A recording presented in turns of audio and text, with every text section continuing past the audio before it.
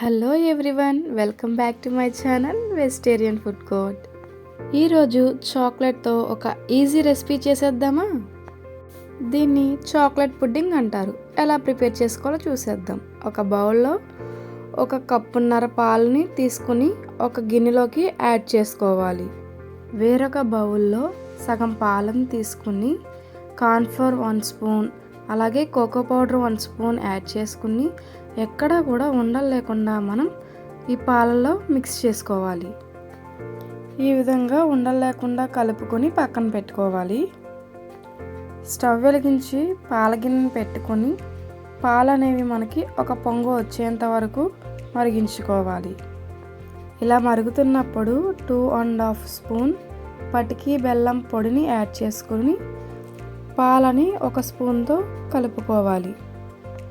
ఇలా కలిపిన తర్వాత మనం ముందుగా ప్రిపేర్ చేసుకున్న చాక్లెట్ కార్న్ఫ్లోర్ మిశ్రమాన్ని ఈ పాలల్లోకి యాడ్ చేసుకోవాలి. ఎక్కడ కూడా ఉండలు లేకుండా ఈ పాలని కదుపుతూ ఉండాలి. స్టవ్ని లో ఫ్లేమ్లో పెట్టి కదుపుతూ అడుగంటకుండా తిప్పుతూ ఉండాలి. 3 నుంచి 5 నిమిషాల్లో మనకి ఈ మిశ్రమం అనేది కొంచెం థిక్ కన్సిస్టెన్సీ వస్తుంది. ఎక్కడా కూడా అడుగంటకుండా కదుపుతూ ఉండాలి.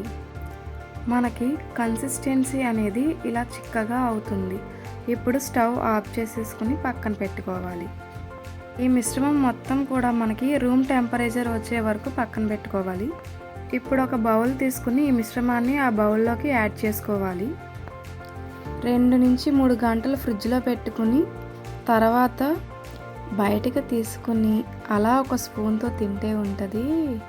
అబ్బా, చాలా బాగుంది. మీరు కూడా ట్రై చేయండి. ఎలా వచ్చిందో కామెంట్ చేయండి. Subscribe my channel. Thank you for watching.